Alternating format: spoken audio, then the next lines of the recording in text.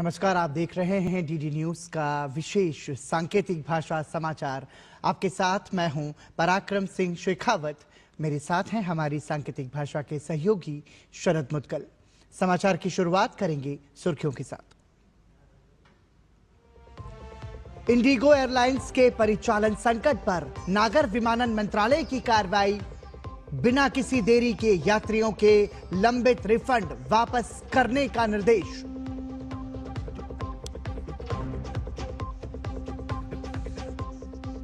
पुण्यतिथि पर देश भर में बाबा साहब को किया जा रहा है याद। प्रधानमंत्री मोदी ने विकसित भारत के लिए बाबा साहब के आदर्शों को अपनाने पर दिया जोर।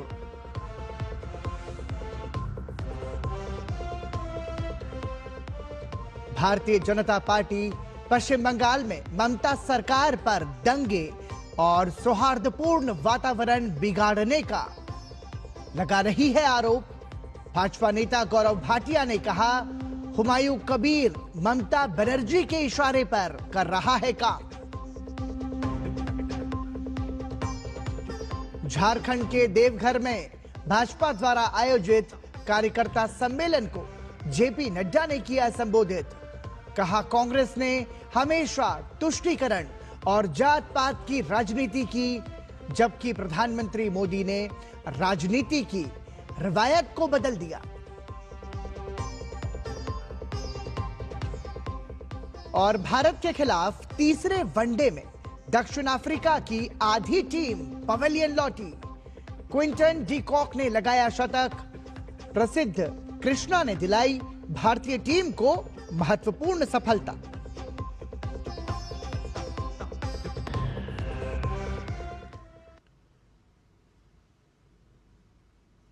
और सुर्खियों के बाद खबरों पर नजर विस्तार से।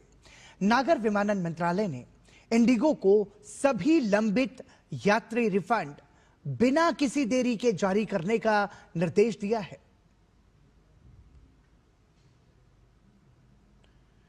तो इंडिगो परिचालन संकट पर नागर विमानन मंत्रालय की यह कार्रवाई है। बड़ी संख्या में जो इंडिगो से यात्रा करने वाले तमाम सारे यात्री हैं वो परेशान हैं। और उसके बाद कार्रवाई करते हुए यह कहा गया है कि बगैर किसी देरी के यात्रियों के जो रिफंड हैं वो उन्हें तत्काल लौटाए जाए। हालांकि इंडिगो की तरफ से यह कहा जा रहा है कि कुछ दिनों के भीतर ही वो इस समस्या का समाधान निकाल लेंगे, लेकिन जिस तरह की लापरवाही इंडिगो के परिचालन में हुई है उसकी वजह से बड़ी संख्या में यात्री परेशान हुए हैं। उसी के तहत नागर विमानन मंत्रालय की यह कार्रवाई है। इंडिगो संकट के बीच नागरिक उड्डयन मंत्री राममोहन नायडू ने एक्स पर पोस्ट किया है। केंद्रीय मंत्री राममोहन नायडू ने अपने संदेश में लिखा कि यात्रियों को किसी भी प्रकार के अवसरवादी मूल्य निर्धारण से बचाने के लिए उड्डयन मंत्रालय ने सभी प्रभावित मार्गों पर उचित और वाजिब किराया सुनिश्चित करने के लिए अपनी नियामक शक्तियों का प्रयोग किया है। मंत्रालय वास्तविक समय के आंकड़ों और एयरलाइंस और ऑनलाइन यात्रा प्लेटफॉर्म के साथ सक्रिय समन्वय के माध्यम से किराया स्तरों पर कड़ी निगरानी रखता रहेगा। निर्धारित मानदंडों से किसी भी प्रकार का विचलन व्यापक जनहित में तत्काल सुधारात्मक कार्रवाई का कारण बनेगा। एयर इंडिया और एयर इंडिया एक्सप्रेस ने स्पष्ट किया है कि 4 दिसंबर से नॉन स्टॉप घरेलू उड़ानों में इकोनॉमी क्लास के किरायों पर पहले से ही सीमा तय कर दी गई है, ताकि बढ़ी हुई मांग के कारण किरायों में अनियंत्रित बढ़ोतरी न हो। एयरलाइन ने बताया कि सोशल मीडिया पर साझा किए जा रहे उन स्क्रीनशॉट्स में दिखाए गए महंगे किराए 1 या 2 स्टॉप वाले मार्गों या इकोनॉमी के साथ प्रीमियम इकोनॉमी अथवा बिजनेस क्लास के संयोजन वाले टिकटों के हैं। कंपनी का कहना है कि सभी ऐसे जटिल संयोजनों पर तकनीकी रूप से किराया सीमा लागू करना संभव नहीं है, लेकिन वो थर्ड पार्टी बुकिंग प्लेटफॉर्म्स के साथ मिलकर इस पर निगरानी बढ़ा रहे हैं। एयर इंडिया की ओर से यह भी कहा गया कि यात्रियों और उनके सामान को जल्द से जल्द गंतव्य तक पहुंचाने के लिए सभी संभव प्रयास किए जा रहे हैं।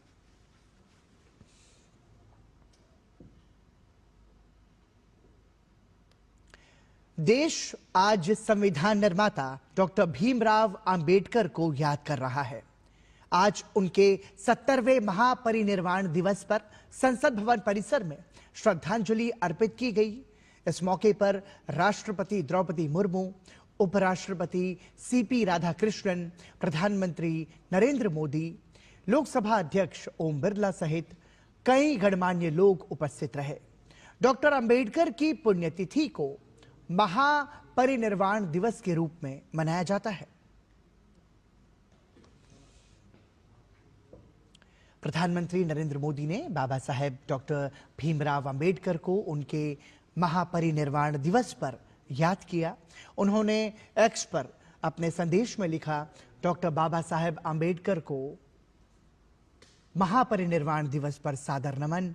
न्याय, समानता और संवैधानिक मूल्यों के प्रति उनकी दूरदर्शी नेतृत्व क्षमता और अटूट प्रतिबद्धता हमारे राष्ट्रीय मार्ग को निरंतर दिशा देती है। उन्होंने पीढ़ियों को मानव गरिमा को बनाए रखने और लोकतांत्रिक मूल्यों को सशक्त बनाने के लिए प्रेरित किया। विकसित भारत के निर्माण के लिए प्रयासरत हमारे मार्ग को उनके आदर्श यूं ही आलोकित करते रहें। डॉक्टर भीमराव अंबेडकर के महापरिनिर्वाण दिवस पर मुंबई में चैत्य भूमि में महाराष्ट्र के मुख्यमंत्री ने और उप मुख्यमंत्री एकनाथ शिंदे ने पहुंचकर कार्यक्रम में शिरकत की। मुख्यमंत्री और उप मुख्यमंत्री ने बाबा साहब को श्रद्धांजलि अर्पित की। चैत्य भूमि, शिवाजी महाराज मैदान और अंबेडकर निवास राजगृह में भारी भीड़ देखने को मिली और इसे देखते हुए व्यापक इंतजाम किए गए हैं। कानून व्यवस्था बनाए रखने के लिए पुलिसकर्मी भी तैनात किए गए हैं। राज्य और देश भर से लाखों लोग दादर में चैत्य भूमि में पवित्र स्तूप पर पुष्प अर्पित करने के लिए एकत्रित हो रहे हैं। भारत रत्न बाबा साहब डॉक्टर भीमराव अंबेडकर के महापरिनिर्वाण दिवस और सरदार वल्लभ भाई पटेल की 150वीं जयंती उत्सव के समापन के मौके पर नई दिल्ली स्थित प्रधानमंत्री संग्रहालय में राष्ट्रीय संगोष्ठी का आयोजन किया गया। इस मौके पर केंद्रीय सामाजिक न्याय एवं अधिकारिता मंत्री डॉक्टर वीरेंद्र कुमार, राष्ट्रीय अनुसूचित जाति आयोग के अध्यक्ष किशोर मकवाना, आयोग के सचिव निवास सहित तमाम अधिकारी और कर्मचारी मौजूद रहे।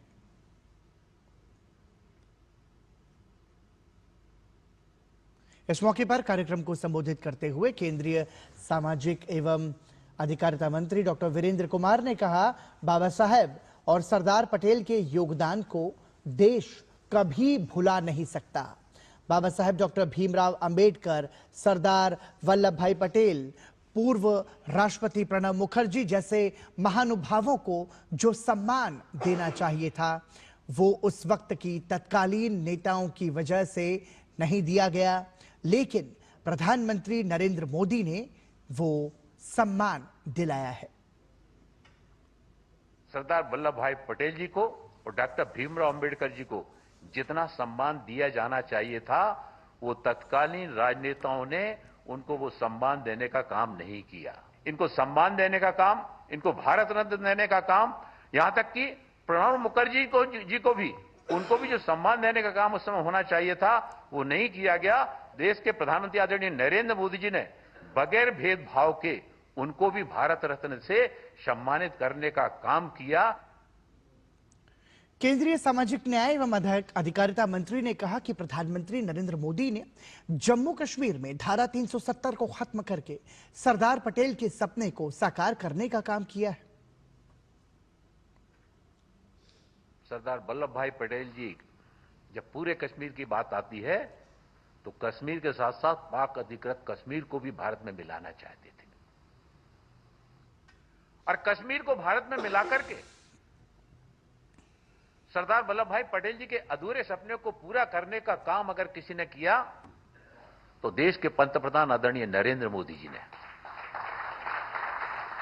धारा 370 को समाप्त करके 35 को समाप्त करके जो सपना सरदार वल्लभ भाई पटेल जी ने देखा था उस सपने को साकार करने का काम किया।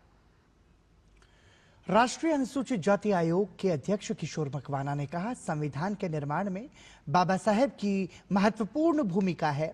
उन्होंने कहा, बाबा साहेब और सरदार पटेल ने संस्कारों का संचयन किया है।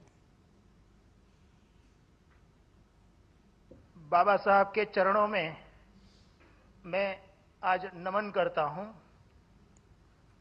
आज उनका महानिर्वाण दिन है। सरदार वल्लभ भाई पटेल की 150वीं जयंती भी है। ये दोनों जो महापुरुष हैं, उन्होंने सामाजिक एकता, सामाजिक समरसता, सामाजिक बंधुता में जो योगदान दिया है वो लोगों के सामने आना चाहिए। हमारे देश के अंदर सरदार वल्लभ भाई पटेल देश के जो रियासतें थी उसका एकीकरण किया। बाबा साहब आंबेडकर ने संविधान बनाया। जो महापुरुष होते हैं उनका एक निश्चित लक्ष्य होता है और अपने लक्ष्य को प्राप्त करने के लिए उसकी रणनीति भी होती है। भाजपा के राष्ट्रीय अध्यक्ष जेपी नड्डा ने झारखंड के देवघर में कार्यकर्ताओं को संबोधित किया। माफ कीजिएगा।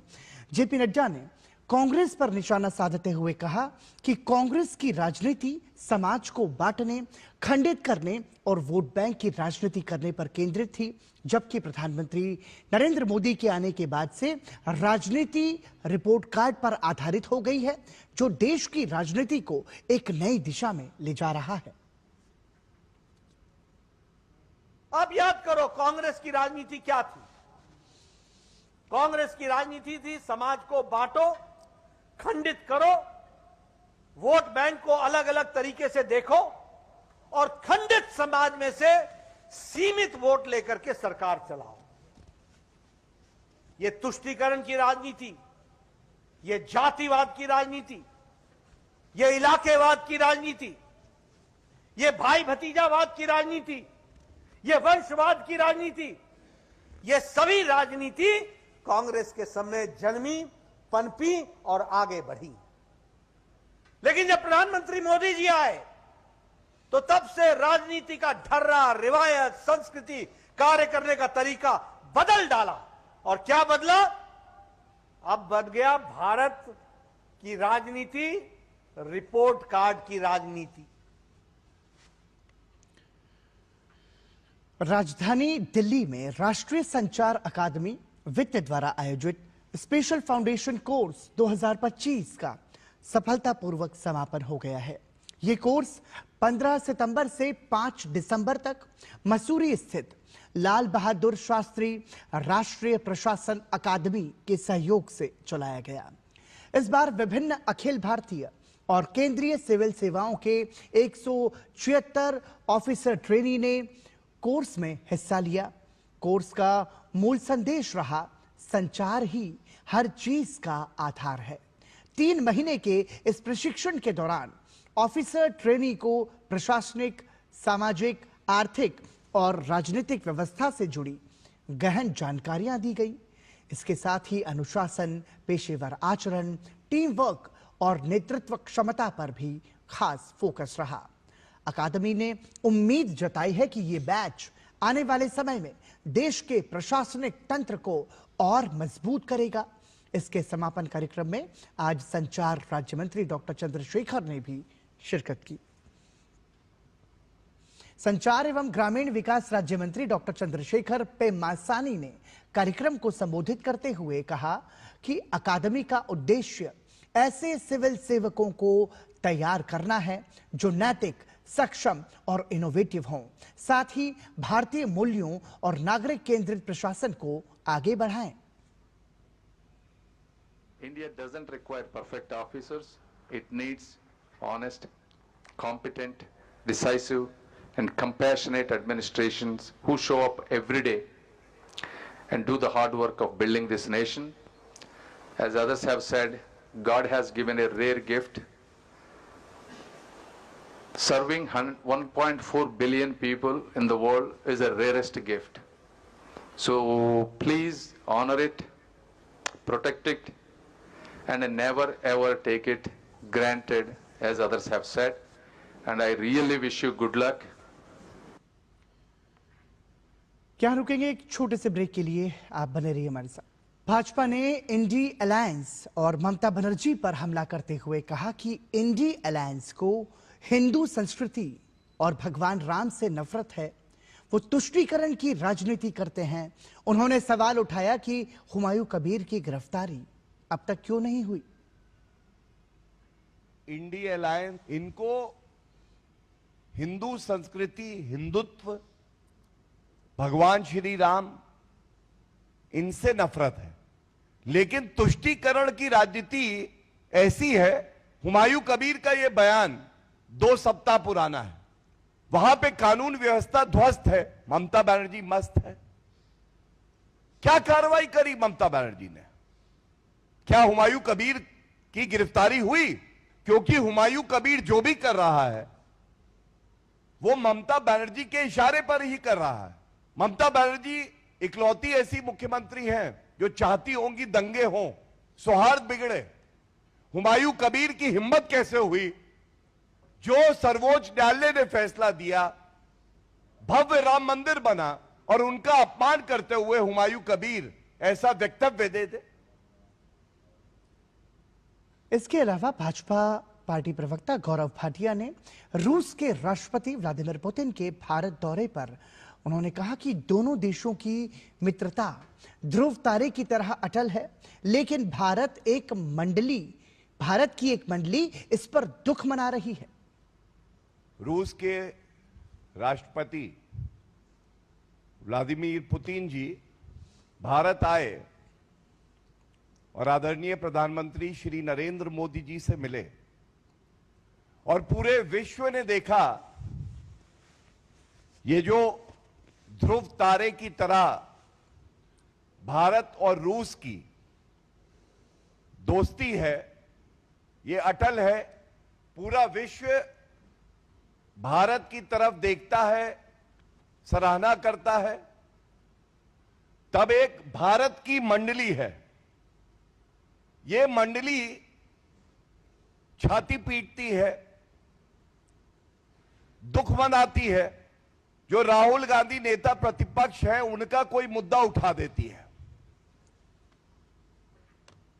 टीएमसी के निष्कासित नेता हुमायूं कबीर द्वारा मुर्शिदाबाद जिले के बेलडांगा में बाबरी मस्जिद के निर्माण को लेकर केंद्रीय मंत्री सुकांता मजूमदार ने कहा कि पश्चिम बंगाल में आज जो कुछ भी हो रहा है वो ममता बनर्जी की पिछले 15 सालों की तुष्टीकरण और सांप्रदायिक राजनीति का परिणाम है।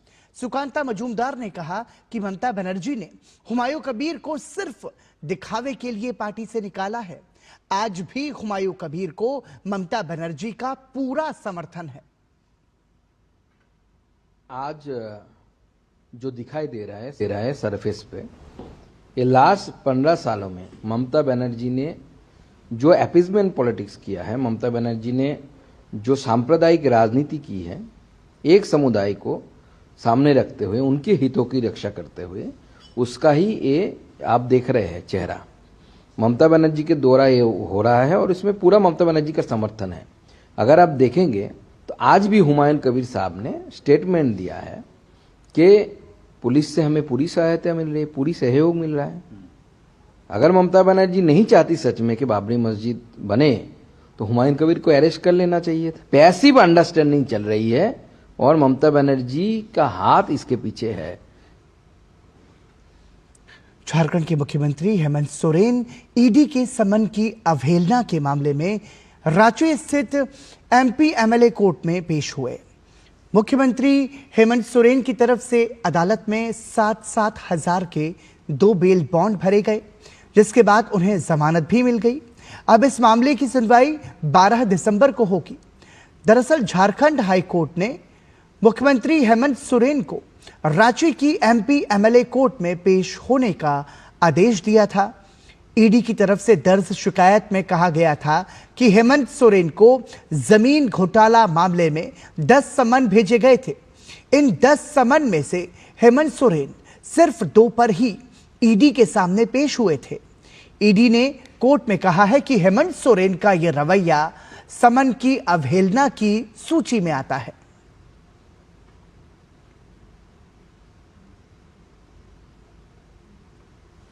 प्रधानमंत्री के लोकप्रिय परीक्षा पे चर्चा कार्यक्रम के 9वें संस्करण का आयोजन अगले साल जनवरी में होगा।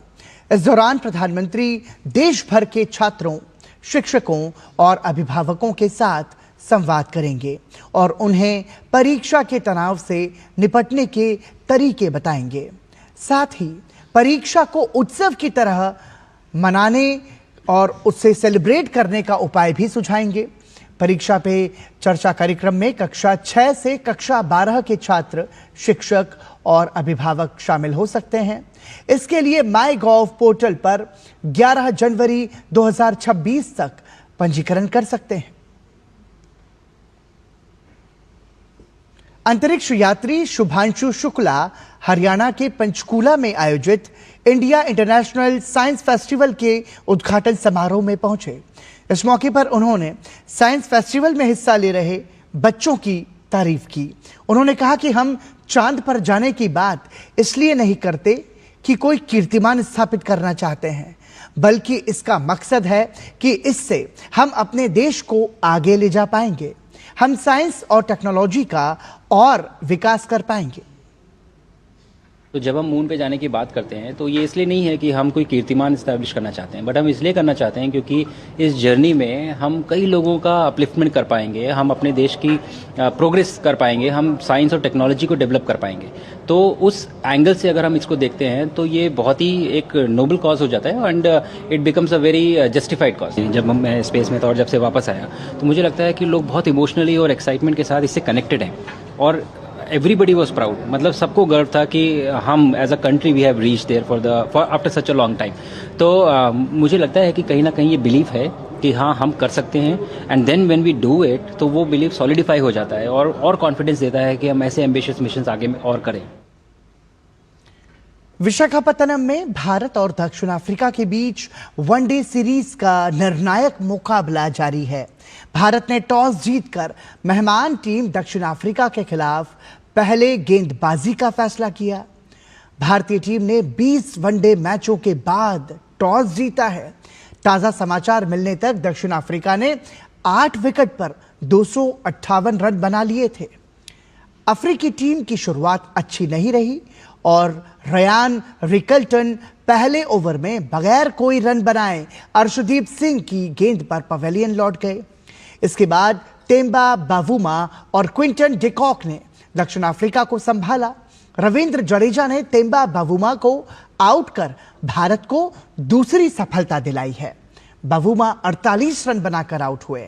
मैथ्यू ब्रिड्सके 24 रन बनाकर आउट हुए।